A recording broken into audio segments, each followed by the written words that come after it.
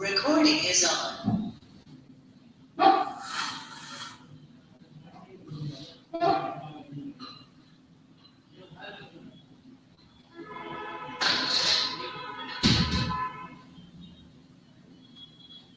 Students, जैसे कि आपको पिछले वीडियो में बताया था कुछ क्वेश्चन के बारे में, आज एक बार फिर से इन्हीं के आगे फिर बढ़ेंगे ताकि हमको किसी भी तरह की कोई दिक्कत ना हो और हर क्वेश्चन को बहुत अच्छे से समझेंगे और अच्छे से उनको करेंगे, मतलब उनको याद करके अच्छे से लिखना है।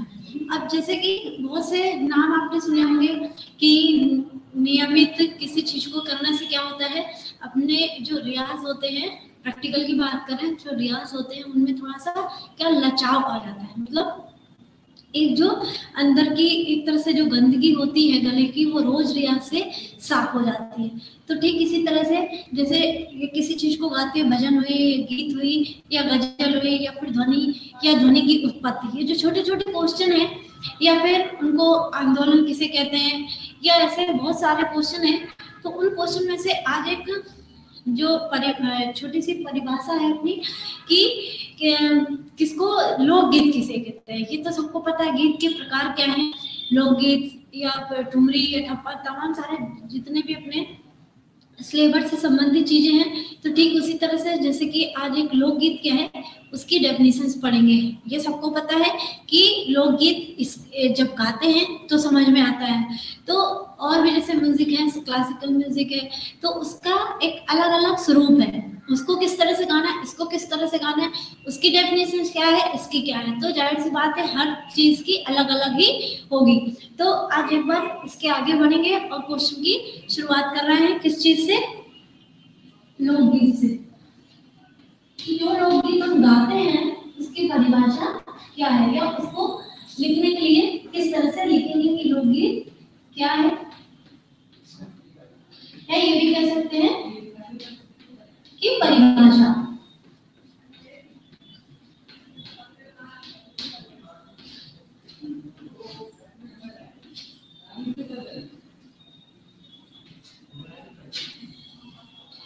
तो ये जो सबसे पहला इन्होंने क्वेश्चन किया क्या कि लोकगीत या ग्रामीणों का गीत है, ऐसा मानना है कि ये ग्रामीण मतलब जो गांव के लोग होते हैं, जिनका संबंध गांव अपने शहरों से एक मतलब कम होके या ना हो करके गांव के लोगों से जाता है, वो इसलिए क्योंकि परमानेंट वहीं के निवासी हैं। जो उसका एग्जैक्ट रीजन है वो ये है कि वो परमानेंट वहीं पे निवास कर रहे होते हैं, मतलब स्थायी रूप से रह रहे होते हैं, इसलिए उनको क्या कहा जाता है, ग्रामीण, मतलब वो गांव से पूरी तरह से रिलेटेड है। तो ये क्या कह रहे हैं, यह ग्रामीणों का गीत है।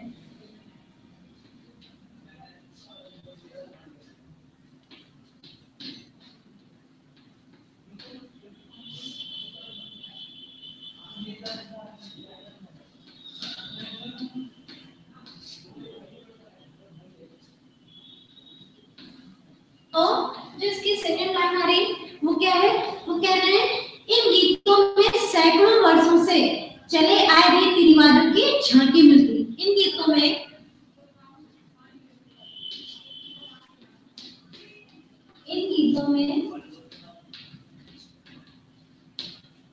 सैकड़ों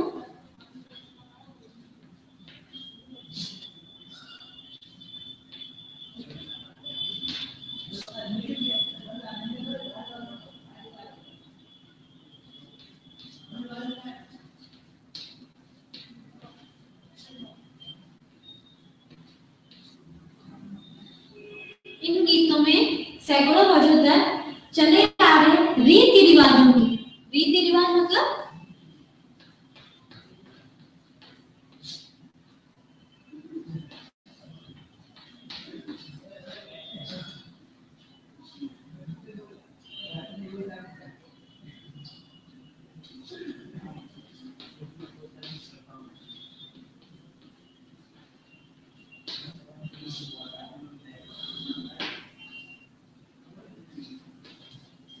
झांकी देखने को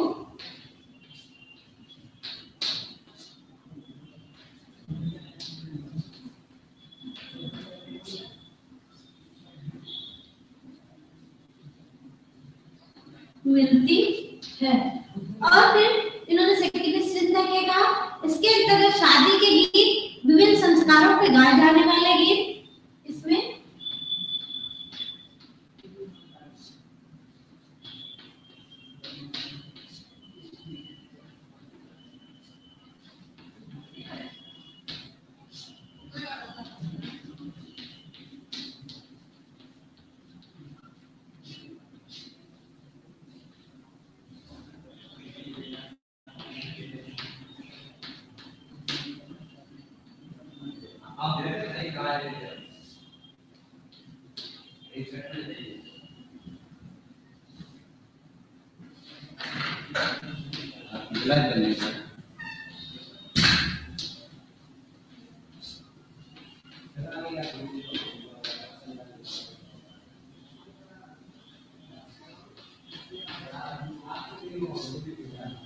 संस्कारों में गाए जाने वाले गीत, इनमें शादी के गीत, विभिन्न संस्कारों में गाए जाने वाले गीत क्या कहलाते हैं? या फिर चैती, कजरी, अल्हा, बिरहा, चैती, कजरी, इनको ध्यान से देखिएगा। चैती,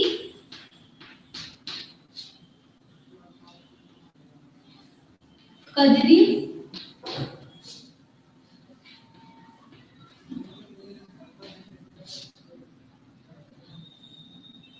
चैती, कजरी, अल्हा, बिरहा, लोरी।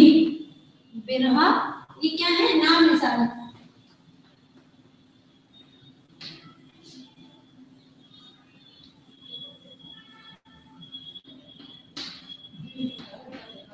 बिरहा, लोरी, बाउल, महैया, भटियाली। बाउल,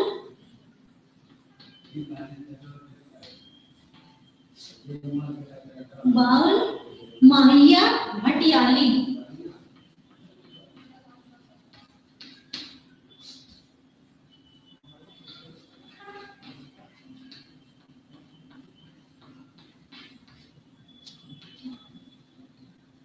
भटियाली, मांझी आदि लोकगीत आते हैं।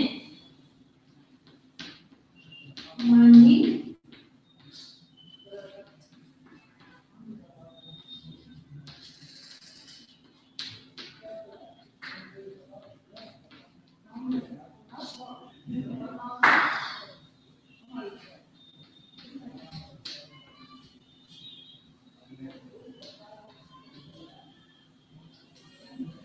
लोकगीत आते हैं। इनका स्वरूप सरल भाव चूते हुए कुछ स्वरों के अंतर समिति तथा लय प्रधान होती है। इनका स्वरूप सरल भाव चूते हुए,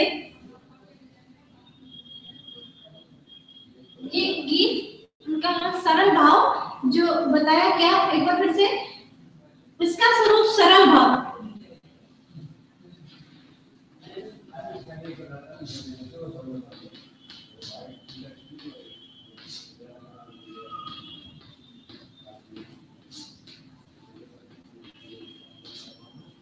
इसका स्वरूप जो है वो क्या है? सरल भाव चूते हुए कुछ स्वरों के अंदर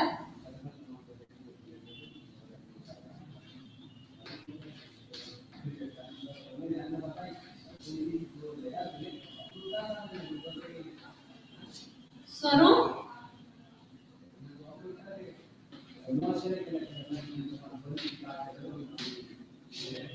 स्वरों के अंदर सीमित तथा लय प्रधान होते हैं।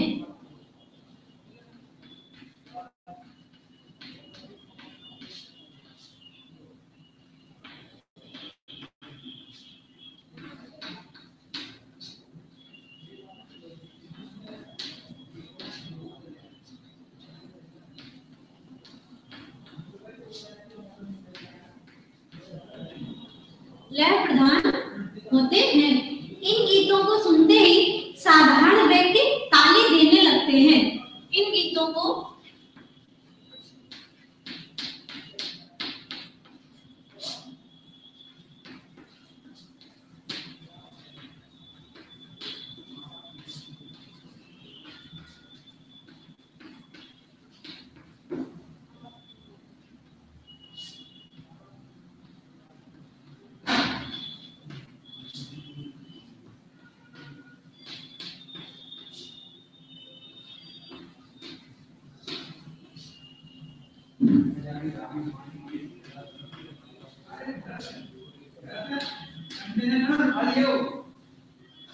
ताली देने लगते हैं, इसलिए लोकगीतों के साथ ढोलक बजाई जाती है।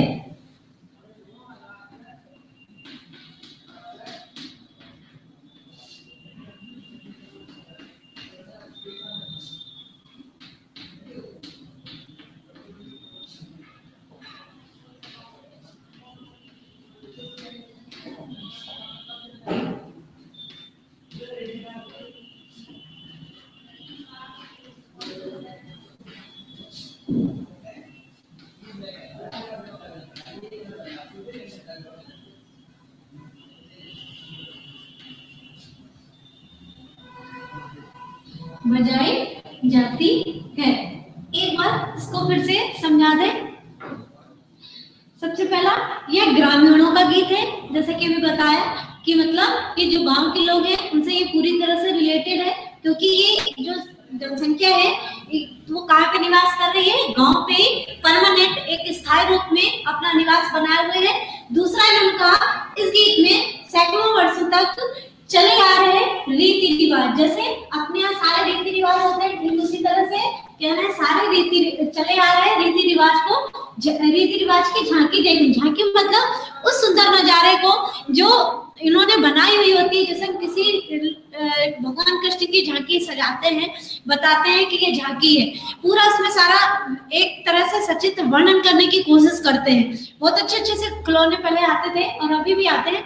तो पहले क्या होता था, लोगों के पास इतना टाइम था जो सारा पूरा, अभी भी बहुत सी जगह झांकियां लगती हैं, लेकिन घर की बात कर रहे हैं, पहले लोग घर में भी सजाते थे, लेकिन अब क्या है, तो अब बाहर सजने लगे, लोग बाहर जाने लगे, वहां देखने लगे, उससे हर चीज को महसूस करने लगे। तो बात यहाँ पे झांकी शब्द का अर्थ यहाँ पे क्या है, वो सुंदरता से है। झांकी मतलब किसी चीज को प्रदर्शन करना अच्छे से सुंदर ढंग से, तो वो क्या कह रहे हैं, झांकी देखने को मिलती। हर शब्द में कुछ कोई ना कोई साथ जरूर छुपाता है, मतलब उसका एक एग्जैक्ट अर्थ जरूर होता है, इसलिए इसको यहाँ पे जोड़ के इसकी आगे की बात करें। अब ये कह रहे हैं इसमें शादी के लिए गीत विभिन्न संस्कारों में गाए जाने। संस्कार मतलब जैसे मुंडन, छेदन, शादी या जितने भी छोटे छोटे प्रोग्राम्स होते हैं, संस्कारों का मतलब यहाँ पे जो प्रोग्राम्स होते हैं, छोटे भी होते हैं बड़े भी होते हैं, यहाँ पे वो कह रहे हैं संस्कार में गाए जाने वाले गीत।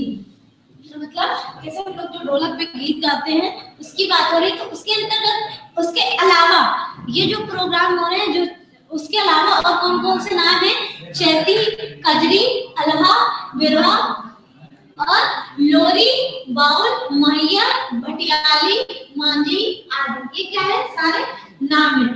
इन नामों के तभी कहते हैं, इनके अंतर्गत ये सारे जो नाम आ रहे हैं, ये किसके अंतर्गत आ रहे हैं, ये लोकगीत के अंतर्गत। मतलब ये जो लोकगीत है ये इतने सारे लोगों को भी इसी में ऐड कर रहा है। तो अभी क्या है, इसका स्वरूप जो है वो सरल भाव, मतलब इसने एक जो कोशिश करी तो क्या करें, इसको सरल भाव में परिवर्तित किया। सरल भाव, किसी चीज को कठिन से सरल में करने के लिए बहुत मेहनत करनी पड़ती है। सरल से कठिन तो ठीक है, लेकिन बात यहाँ पे जब कोई चीज पहले से टिपिकल ज्यादा हो जाए तो उसको इजी करना बहुत मुश्किल हो जाता है। तो क्या करें, इसका स्वरूप सरल भाव, चूते हुए स्वर। चूते हुए स्वर मतलब जो स्वर बिल्कुल निकलने वाले होते हैं, जिनका जो स्वर विस्तार होता है, जो बिल्कुल ऑटोमेटिकली जबान पे हमेशा बना ही रहता है, ये उसकी बात कर रहे हैं कि चूते हुए स्वरों के अंदर सीमित तथा लय प्रधान होते हैं। मतलब इनके जो एक सीमित दायरा है, सीमित तथा लय प्रधान, मतलब इनकी जो लय होती है वो इतनी खूबसूरत होती है कि ये जो स्वर है, स्वर के नीचे के जो बोल होते हैं, स्वरों से ही बोलों की उत्पत्ति हुई है। तो जब तक बोल के साथ स्वर नहीं होंगे तो हम उनको बजा के नहीं गा सकते। सीधे गाने एक अलग बात है, पर जैसे अगर हम किसी राग की बात करें तो हर राग में कोई ना कोई स्वर छिपा हुआ है। हम अगर नोटेशन में, आपको पिछले नोटेशन में बताया था कि जैसे कि जो एक आशावरी राग थी, अब हमने लिखा था मधुर मधुर धुन मुरली बजा है, तो उसका जो नोटेशन था उसके ऊपर स्वरलिपि दी हुई थी। तो जैसे मापा नी धा पा धानी दासा या रेगा मापा पा रे गामा पा धानी, तो कुछ ना कुछ अगर ये चार शब्द आ रहे हैं तो इसके ऊपर गा मा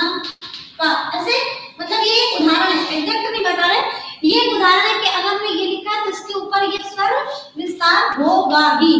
ठीक है,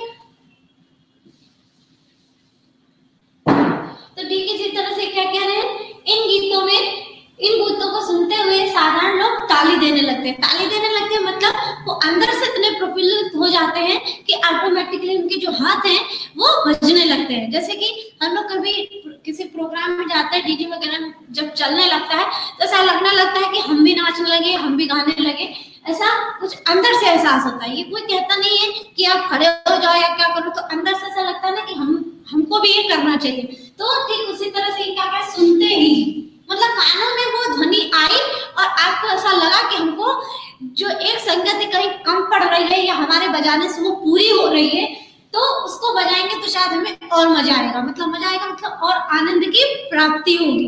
म्यूजिक एक ऐसा सब्जेक्ट ही है कि जिसको हम जितना डीपली गाते हैं या बजाते हैं या समझते हैं समझाते हैं, वो उतना कम पड़ता है। जो इसकी एग्जैक्ट अगर आप समझेंगे तो आपको उसका सार सिर्फ यही दिखाई पड़ेगा। फिर इसलिए लोकगीत के साथ ताल बजाई जाती है। ताल मतलब ढोलक।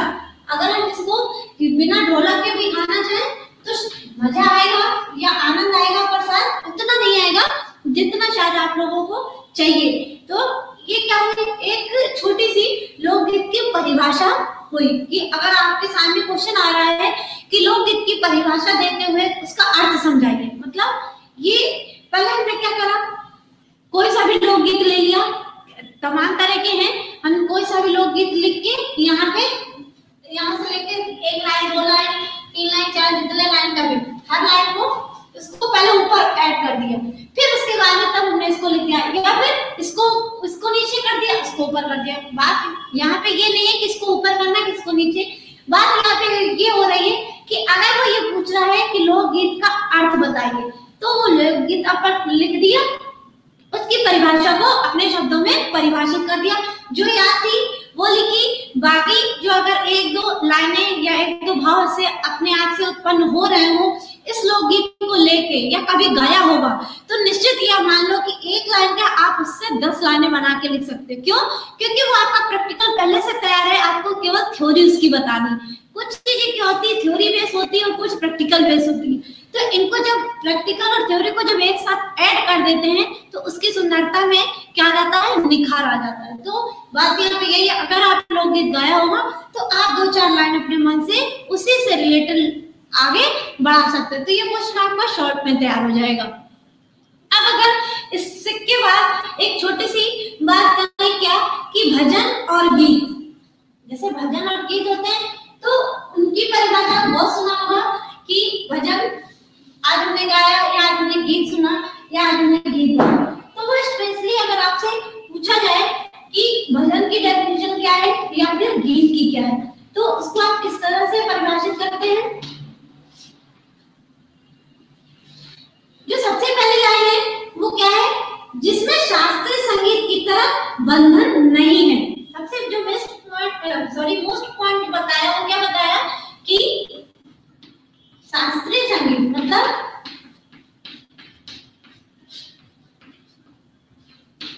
शास्त्रीय संगीत की तरह इसमें बंधन नहीं है। पहले इस लाइन को समझ लें।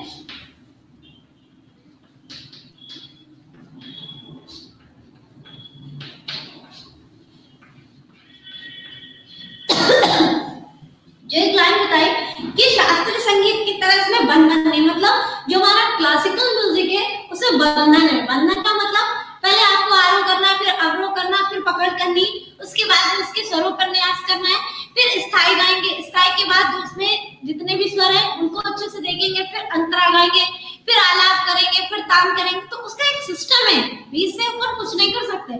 उसका क्या है, एक क्रमवार सिस्टम है कि हम इसके बाद एक के बाद दूसरे पे जाना, दूसरे के बाद तीसरे पे जाना। तो इन्होंने क्या कहा, शास्त्रीय संगीत की तरह बंधन नहीं है। ये उस बंधन की बात कर रहे हैं, ना कि किसी जकड़ी हुई चीजों की बात कर रहे हैं। तो अब इसमें इन्होंने क्या कहा, जो भजन या गीत है उनमें हमारे ऊपर किसी तरह का कोई बंधन नहीं है। क्यों नहीं है? क्योंकि जिन गीतों में ईश्वर का गुणगान या प्रार्थना की जाती है, सबसे पहली बात हमने क्या कहा, जिस गीत में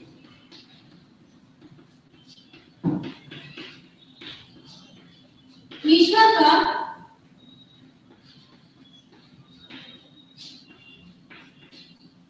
गुणगान या प्रार्थना की जाती है।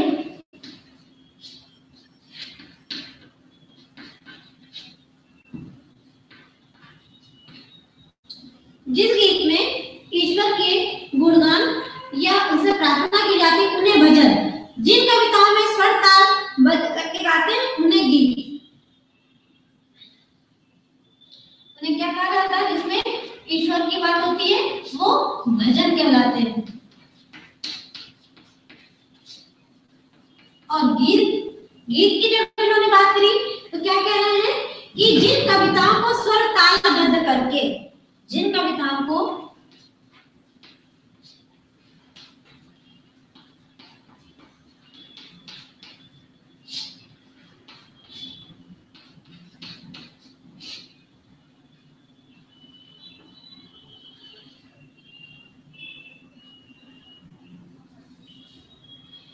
जिन कविताओं को स्वर वाद्य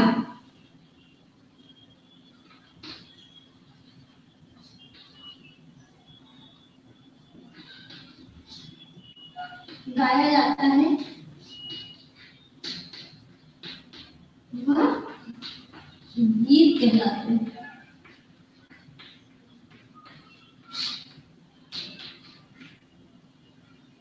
गीत कहलाते हैं। अब ये कह रहे हैं राग ताल नियमों में स्वतंत्र, राग ताल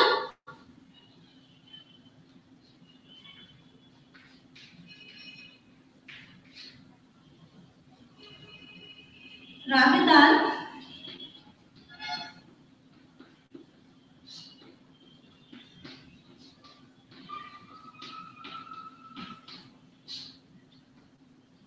राग ताल नियमों में स्वतंत्र, आकर्षक रचनाएं भावानुकूल, आकर्षक रचनाएं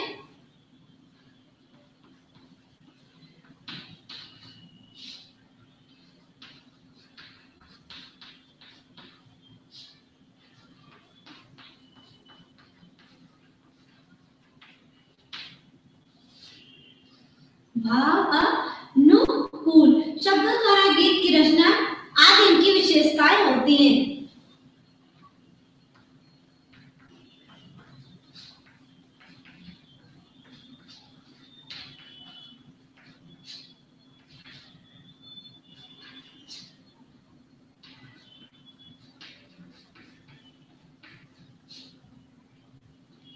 गीत की जो रचनाएं हैं आदि इनकी विशेषताएं होती हैं।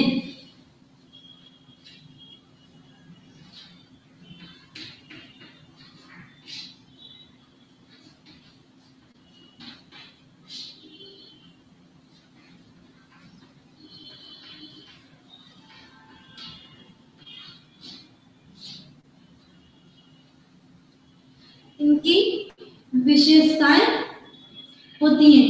अधिकतर ये दादरा और कहरवा ताल में होते हैं। अधिकतर क्या होता है, जो तालों के नाम है ये उनकी बात कर रहे हैं।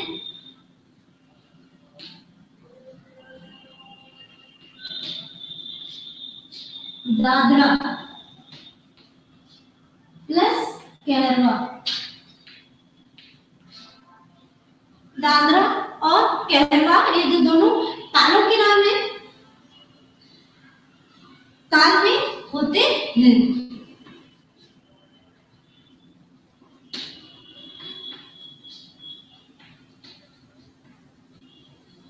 नाम होते हैं।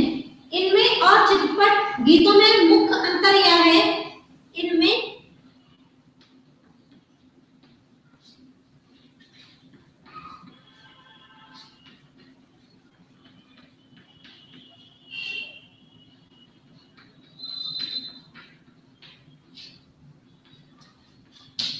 अंतर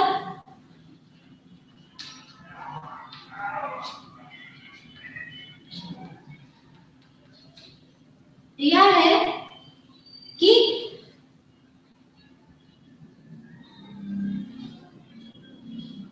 इनकी तुलना में चित्रपट गीतों की रचना बहुत ही चलती फिरती और शब्द सस्ते ढंग के होते हैं।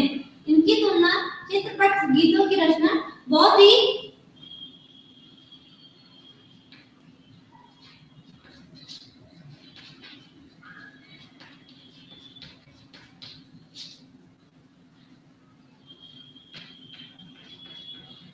चलती फिरती और शब्द सस्ते ढंग के होते हैं।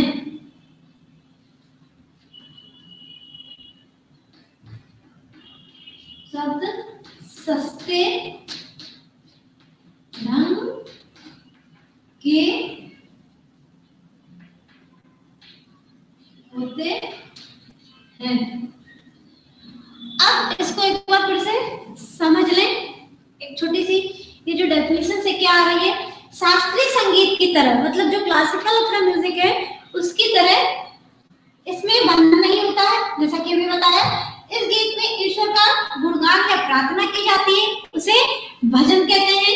जिन कविताओं का स्वर बद्ध करके, मतलब जो कविताएं हैं उनमें जो स्वर है उनको बाध्य करके, मतलब उनको उसी जगह एग्जैक्ट जगह पे गाने की बात कर रहे हैं, तो बाध्य करके गाए जाने को क्या कहते हैं? गीत कहते हैं। राग ताल जिसमें नियमों में स्वतंत्र आकर्षक रचनाएं जो होती है वो भावानुकूल शब्दों द्वारा गीतों की रचनाएं आदि इनकी विशेषता है। मतलब जो अंदर के भाव हैं ये उनकी बात कर रहे हैं कि भावानुकूल, भावों के हिसाब से जो शब्द मुंह से निकल रहे हैं, जो एक अंदर का भाव है, जब किसी चीज को गाते हैं तो एग्जैक्ट जो भाव आना चाहिए, जो मतलब उसका एक रस है, रस मतलब जो उसका एक वास्तविक अस्तित्व है, या ये कह सकते हैं जो उसका एक रियल, मतलब हाँ ये कह सकते हैं कि इसका जो वास्तविक अस्तित्व होना चाहिए, जब वो बाहर आता है तो उसको क्या सुनने वालों को लगने लगता है कि ये बिल्कुल सच है।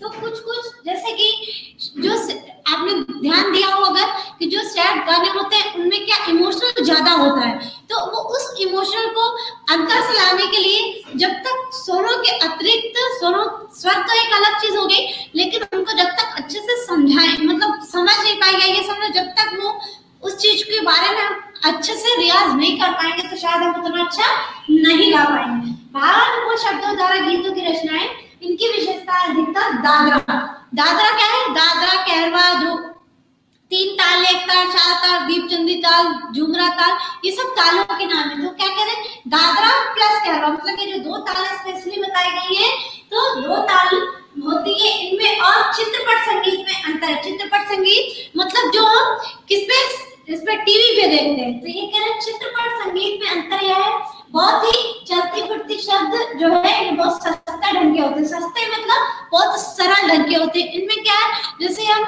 तराना गाते हैं तो नोम तोम ऐसे शब्दों का जो उपयोग होता है वो थोड़ा सा बोलना कठिन होता है, समझना तो कठिन नहीं है, बोलना मुंह से बोल तब निकलते हैं जब हम किसी चीज को समझ लेते हैं, उसको 10 बार लिख लेते हैं तो ऑटोमेटिकली क्या हो जाता है, जबान पे फिसलने लगते हैं। पर जिस चीज को शब्द समझना थोड़ा मुश्किल हो तो उसको बोलना भी उतना ही मुश्किल हो जाता है। तो क्या कह रहे हैं, शब्द जो है वो सस्ते ढंग के होते हैं। तो आज यहाँ पे दोनों क्वेश्चन कंप्लीट हो गया। पहला, लोकगीत क्या है या उसकी परिभाषा दीजिए, या उसके अर्थ का व्याख्यान कीजिए, या उसकी व्याख्या कीजिए। किसी भी तरह से क्वेश्चन को आपको घुमा फिरा के दे सकते हैं। तो ठीक उसी तरह से दूसरा, भजन और गीत में क्या अंतर होता है। थ्योरी अभी जो है वो वही चल रही है, अब आज के सिलेबस के हिसाब से चल रही है।